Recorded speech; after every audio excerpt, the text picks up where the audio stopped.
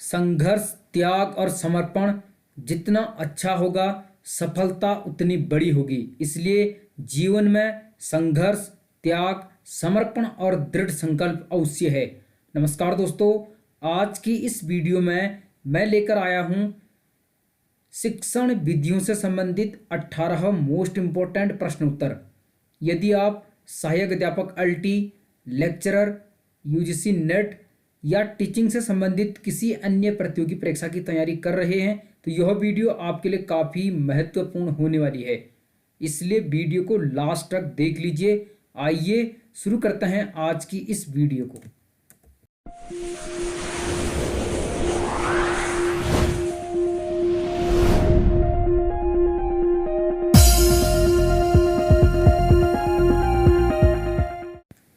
आज की इस वीडियो में हम कुल 18 प्रश्न हल करेंगे। ये प्रश्न प्रीवियस ईयर में कई टीचिंग से संबंधित परीक्षाओं में पूछे गए हैं। आप वीडियो को लास्ट तक देख लीजिए, काफ़ी इंपॉर्टेंट प्रश्नों को इसमें सम्मिलित किया गया है।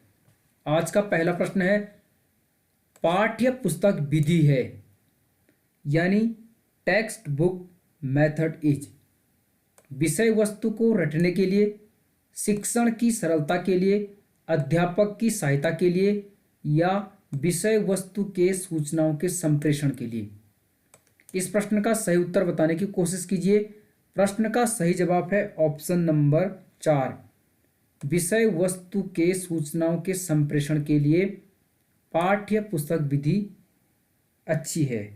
For the transmission of information of subject matter. इस प्रकार ऑप्शन नंबर 4 इस प्रश्न का सही जवाब हो जाएगा। बहुत इंपॉर्टेंट प्रश्न है, आप वीडियो को अंत तक देख लीजिए। दूसरा प्रश्न है, शिक्षा की खेल विधि का अर्थ है। शिक्षा की खेल विधि, meaning of the game method of education. पहला है खेल की शिक्षा, खेल क्रियाओं द्वारा मनोरंजन, खेल क्रियाओं द्वारा शिक्षा या क्रियाशीलता पर जोर। आराम से वीडियो को पॉज करके देख लीजिए, ऑप्शन को पढ़ के जवाब देने की कोशिश कीजिए। प्रश्न का सही जवाब है ऑप्शन नंबर 3, खेल क्रियाओं द्वारा शिक्षा को खेल विधि माना जाता है। ठीक है, ध्यान से आप देख लीजिए, यानी एजुकेशन बाय स्पोर्ट्स एक्टिविटीज। इस प्रकार ऑप्शन नंबर 3 प्रश्न का सही उत्तर हो जाएगा। तीसरा प्रश्न देख लेते हैं, इंपॉर्टेंट प्रश्न है। पूछा गया है, जॉन डीवी के अनुसार शिक्षा एक, जॉन डीवी के अनुसार शिक्षा क्या है? Education one according to John Dewey. पहला है सैद्धांतिक आवश्यकता है, वैयक्तिक आवश्यकता है, सामाजिक आवश्यकता है या मनोवैज्ञानिक आवश्यकता है। बताइए जॉन डीवी के अनुसार शिक्षा क्या है? जॉन डीवी एक प्रयोजनवादी यानी व्यवहारवादी दार्शनिक हैं, तो इनके अनुसार शिक्षा क्या है? इस प्रश्न का सही उत्तर है ऑप्शन नंबर 4, मनोवैज्ञानिक आवश्यकता है। ठीक है, यानी क्या हो जाएगा सही जवाब? Psychological need. बहुत इंपॉर्टेंट प्रश्न है और इसी प्रकार के प्रश्न पूछे जाते हैं। ये सभी प्रश्न शिक्षण विधियों से संबंधित हैं। अगला प्रश्न यहाँ पर पूछा गया है, नर्सरी स्कूलों की शुरुआत किसने की थी? नर्सरी स्कूल आपने अवश्य ही सुने होंगे। Who started nursery schools? Annie Besant, Dalton, फ्रोवेल या जॉन डीवी। बताइए नर्सरी स्कूलों की शुरुआत किसने की थी? इस प्रश्न का सही उत्तर है फ्रोवेल, ऑप्शन नंबर 3। फ्रोवेल ने नर्सरी स्कूलों की शुरुआत की थी। तो आप इस प्रश्न के जवाब को समझ चुके होंगे। ये प्रश्न कई बार पूछे गए हैं और यदि आप हमारे टेलीग्राम चैनल से जुड़ना चाहते हैं तो उसका लिंक इस वीडियो के डिस्क्रिप्शन में दिया गया है, आप उस पर क्लिक करके जुड़ सकते हैं। वहाँ पर भी हम अदर्स जानकारी शेयर करते रहते हैं। अगला प्रश्न यहाँ पर पूछा गया है, विशिष्ट से सामान्य तथा स्थूल से सूक्ष्म की ओर शिक्षण सूत्र पर आधारित विधि है। बहुत इंपॉर्टेंट प्रश्न है, इस प्रश्न को समझ लीजिए, कई बार ये पूछा गया है। ठीक है, इस प्रश्न का सही उत्तर हो जाएगा ऑप्शन नंबर 2, आगमन विधि। ठीक है, विशिष्ट से सामान्य यानी उदाहरण से सामान्य की तरफ आगमन विधि होती है, या स्थूल से सूक्ष्म की ओर। स्थूल से सूक्ष्म का मतलब होता है जैसे आप विद्यार्थियों को पेड़ के बारे में पढ़ा रहे हैं तो पहले आप पूरे पेड़ के बारे में बात करेंगे और बाद में उसकी टहनियों के बारे में, उसकी पत्तियों के बारे में, फूलों के बारे में, फलों के बारे में आदि पार्ट्स के बारे में बात करेंगे। तो इसे कहते हैं स्थूल से सूक्ष्म की ओर। स्थूल मतलब आप बड़ा कह सकते हैं, सूक्ष्म मतलब छोटा। तो पहले आप पूरे पेड़ को नज़र में लोगे और उसके बाद उसके अंगों के बारे में बात करोगे। उसी प्रकार विशिष्ट से सामान्य यानी पहले आप उदाहरण प्रस्तुत करोगे फिर बाद में आप नियम बताओगे। तो यह किस में यूज होता है? आगमन विधि में। इस प्रकार ऑप्शन नंबर 2 इस प्रश्न का सही उत्तर हो जाएगा। आपको शिक्षण विद्या, शिक्षण के कौशल ये सभी जानकारियां होनी चाहिए क्योंकि यहाँ से प्रश्न लगभग बनते रहते हैं। अगला प्रश्न यहाँ पर पूछा गया है, इकाई उपागम किस शिक्षाविद ने दिया? यह प्रश्न भी बहुत बार पूछा जा चुका है। Which educationist gave the unit approach? Unit approach किस शिक्षाविद ने दिया? मॉरिसन ने, एचसीसन ने, एलन ने या रॉबर्ट बुश ने? बताइए प्रश्न का सही उत्तर क्या होगा? इस प्रश्न का सही जवाब है ऑप्शन नंबर 1 मॉरिसन। मॉरिसन ने दिया था यूनिट अप्रोच यानी इकाई उपागम, और यह उन्होंने कैसे दिया था? सरल से कठिन की ओर। सरल से कठिन की ओर। तो कई बार ऐसा भी आता है कि सरल से कठिन की ओर अप्रोच किसने दिया था? जवाब होगा मॉरिसन। ध्यान में रख लीजिए, प्रश्न किसी भी प्रकार से पूछा जा सकता है। और यदि आप शिक्षण और उनकी विधियों से संबंधित जनक के बारे में जानकारी जानना चाहते हैं तो उसके लिए वीडियो इस वीडियो के डिस्क्रिप्शन में है, आप उस पर क्लिक करके देख लीजिए, वहाँ पर इससे संबंधित जानकारी दी गई है। अगला प्रश्न है, जेकब एल मारिनो का संबंध किस विधि से है? जेकब एल मारिनो का संबंध किस विधि से है? व्यक्ति अध्ययन विधि, सूक्ष्म शिक्षण विधि, प्रश्नोत्तर विधि, समझजात मिति विधि। आप एलिमिनेशन मेथड भी यूज कर सकते हैं, जैसे इससे नहीं है, इससे नहीं है, अब यह तो पहला होगा या चौथा होगा। इस प्रकार से एग्जाम हॉल में आप एलिमिनेशन मेथड को यूज कर सकते हैं। प्रश्न का सही जवाब है ऑप्शन नंबर 4 समाज मिति विधि। ठीक है, समाज मिति विधि किससे संबंधित है? Jacob L Marino. और समाज मिति विधि यानी सोशियोमेट्री मेथड कहेंगे। इसका मतलब ये हुआ कि किसी आदमी को कितने लोग पसंद करते हैं, कितने लोग पसंद नहीं करते हैं, यानी समाज में उसकी स्थिति क्या है। ठीक है, इस प्रकार से उसे जान सकते हैं, यानी कितने लोग उसे अच्छा मानते हैं, कितने लोग उसे बुरा मानते हैं या अच्छा नहीं मानते। तो समाज मिति विधि किससे संबंधित है? Jacob L Marino. आप ध्यान में रख लीजिए, इस प्रकार के प्रश्न कई बार पूछे जाते हैं। अगला प्रश्न है, शिक्षण उद्देश्यों का क्रमिक वर्गीकरण किया गया है। शिक्षण उद्देश्यों का क्रमिक वर्गीकरण किसके द्वारा किया गया है? इनमें से ब्लूम द्वारा, कामेर द्वारा, सुल्टन द्वारा या बेकन द्वारा? बताइए प्रश्न का सही उत्तर। यदि आपको आता है तो अवश्य बताइएगा। इस प्रश्न का सही जवाब है ऑप्शन नंबर, बताइए क्या होगा? 1 ब्लूम। BS ब्लूम आपने सुना होगा। तो इन्होंने शिक्षण उद्देश्यों का क्रमिक वर्गीकरण प्रस्तुत किया है।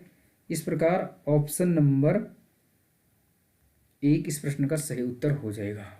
ठीक है, तो शिक्षण के उद्देश्य, शिक्षण कौशल, शिक्षण की विधियां, उनके जनक, इसे संबंधित जानकारी रख लीजिए क्योंकि यहाँ से प्रश्न पूछे जाते हैं।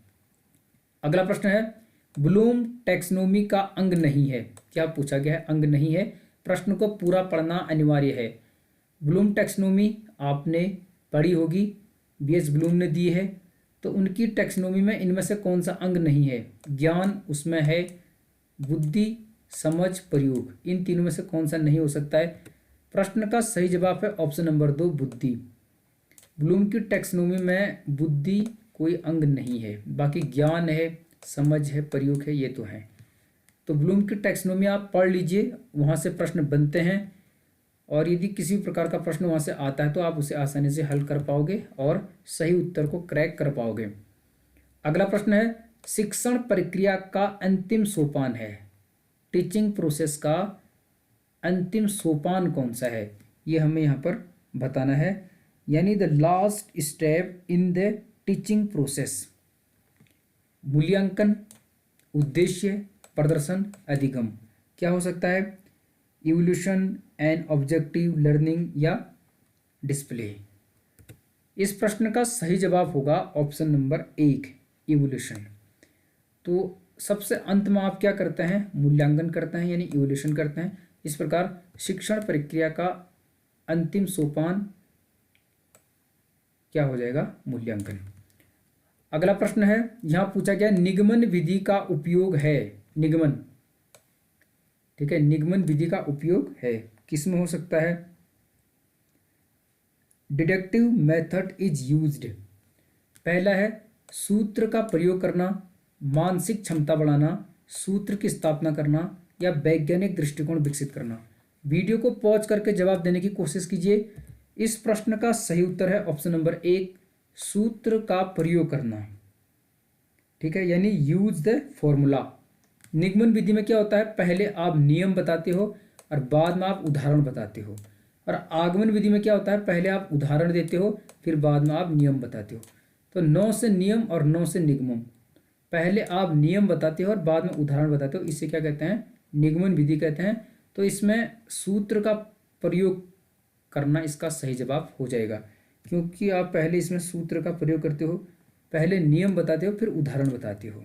ठीक है, तो ऑप्शन नंबर 1 इसका सही उत्तर हो जाएगा। इसी प्रकार के प्रश्न पूछे जाते हैं और ध्यान से देख लीजिए प्रश्न की भाषा, उसकी शब्दावली और प्रश्न को सही करने की कोशिश कीजिए, तभी आपको वीडियो को देखने का फायदा होगा।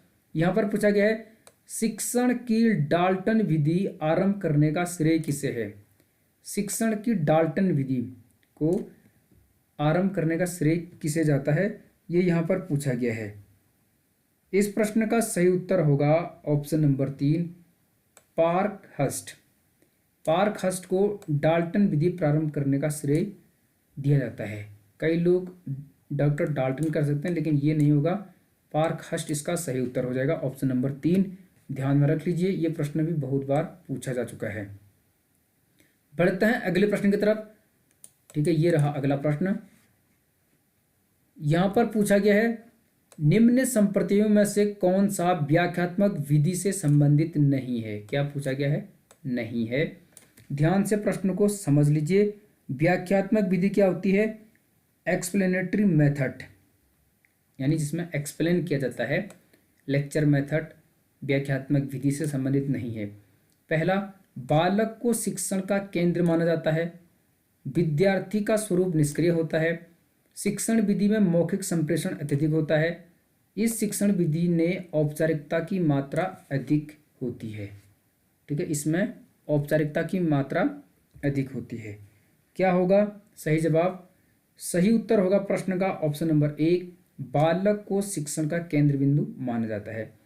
ध्यान रखना, व्याख्यात्मक विधि में बालक को शिक्षण का केंद्र बिंदु नहीं माना जाता, बल्कि इसमें शिक्षक केंद्र बिंदु होता है।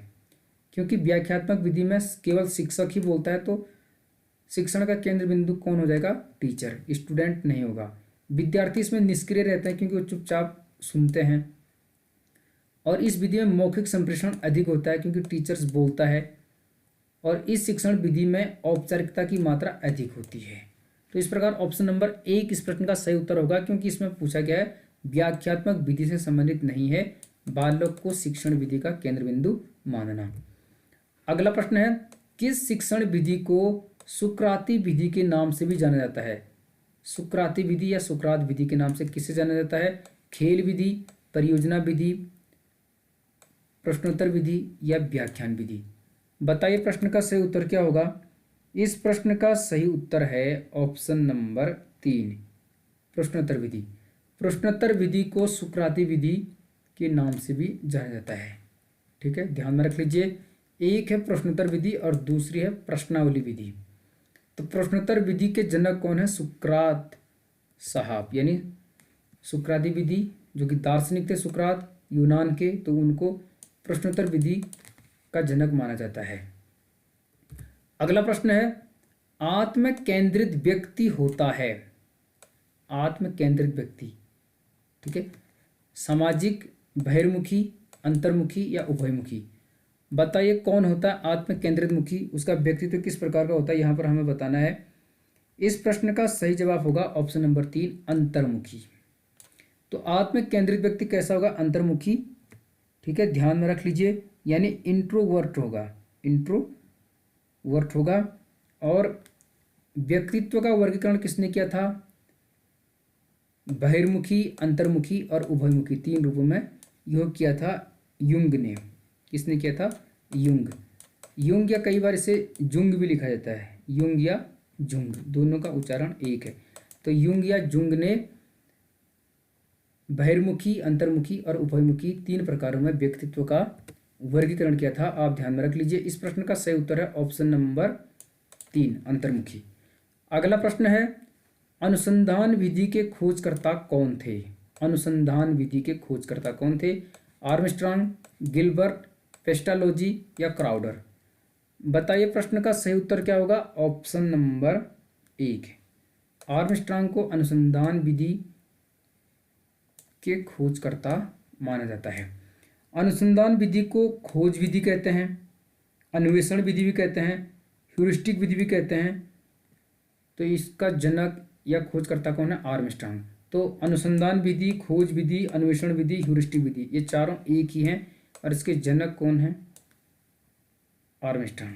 ठीक है, शोध विधि भी आप इसे कह सकते हैं, ध्यान में रख लीजिए। लास्ट के प्रश्न आप यहाँ पर देख पा रहे हैं, 2 प्रश्न बचे हैं। यहाँ पूछा गया है, परियोजना विधि के जनक हेनरी किलपैट्रिक किसके शिष्य थे? परियोजना विधि को ही क्या कहते हैं? Project method. परियोजना विधि के जो जनक हैं वो हैं हेनरी किलपैट्रिक। एक प्रश्न आपका यहाँ पर बन जाता है। तो हेनरी किलपैट्रिक किसके शिष्य थे? पेस्टालोजी के, रूसो के, अरस्तु के या जॉन डीवी के? बताइए प्रश्न का सही उत्तर क्या होगा? प्रश्न का सही जवाब है ऑप्शन नंबर 4, जॉन डीवी। तो जॉन डीवी के शिष्य थे कौन? Henry Kilpatrick. और किलपैट्रिक कौन है? परियोजना विधि या प्रोजेक्ट विधि के जनक। और किलपैट्रिक और जॉन डीवी दोनों प्रयोजनवादी दार्शनिक हैं, यानी व्यवहारिक दार्शनिक हैं। तो परियोजना विधि के जनक माना जाता है हेनरी किलपैट्रिक। यह आप ध्यान में रख लीजिए क्योंकि ये प्रश्न भी कई बार पूछा जा चुका है। ठीक है, मुझे लगता है आपको वीडियो अच्छी लग रही होगी, आप समझ पा रहे होंगे कि कौन सा प्रश्न इम्पोर्टेंट है और एग्जाम की दृष्टि से आपके लिए उपयोगी हो सकता है। आज का आखिरी प्रश्न है, किस विधि के अंतर्गत किसी विषय को छोटे छोटे टुकड़ों में विभाजित करके सूक्ष्मता से अध्ययन किया जाता है? कौन सा ऐसा मेथड है जिसमें किसी विषय को छोटे छोटे टुकड़ों में, यानी छोटे छोटे पार्ट्स में डिवाइड करके सूक्ष्मता से अध्ययन किया जाता है? संश्लेषण विधि, विश्लेषण विधि, निगमन विधि या आगमन विधि? ऐसे प्रश्न पूछे जाते हैं कई बार। इस प्रश्न का सही उत्तर होगा ऑप्शन नंबर 2, विश्लेषण विधि में किसी विषय को छोटे छोटे टुकड़ों में विभाजित करके उसका सूक्ष्मता से यानी बारीकी से अध्ययन किया जाता है। ध्यान में रख लीजिए। तो एनालिसिस मेथड में ऐसा होता है, यानी जैसे कोई बड़ा विषय है तो इसको छोटे छोटे भागों में डिवाइड किया जाएगा और उसका सूक्ष्मता से अध्ययन किया जाएगा, तो इसे कहेंगे विश्लेषण। और छोटे छोटे टुकड़ों को जोड़ के एक बनाया जाएगा बड़ा सा, उसे कहेंगे संश्लेषण। संश्लेषण का मतलब है जोड़ना, विश्लेषण का मतलब है उसका विभाजन करना। और निगमन आगमन में बता चुका हूँ। निगमन में क्या होता है, पहले आप नियम बताओगे बाद में उदाहरण बताओगे, वो क्या है निगमन। और आगमन विधि क्या है, पहले आप उदाहरण बताओगे और बाद में नियम बताओगे, उसे कहते हैं आगमन। तो आज की वीडियो में हमने कुल कितने प्रश्न हल किए हैं? 18 प्रश्न। यदि आपने ये वीडियो पूरी देख ली है तो आप बताइए कि अन्वेषण विधि, जिसे खोज विधि, ह्यूरिस्टिक विधि, अनुसंधान विधि भी कहते हैं, उसके जनक या खोजकर्ता कौन है? मिलते हैं अगली वीडियो में, तब तक बने रहिए गंगा प्रकाश वैश्विक के साथ। आपका बहुत बहुत आभार। और यदि वीडियो अच्छी लगी तो अवश्य ही लाइक और चैनल को सब्सक्राइब कर लीजिएगा। Thank you so much.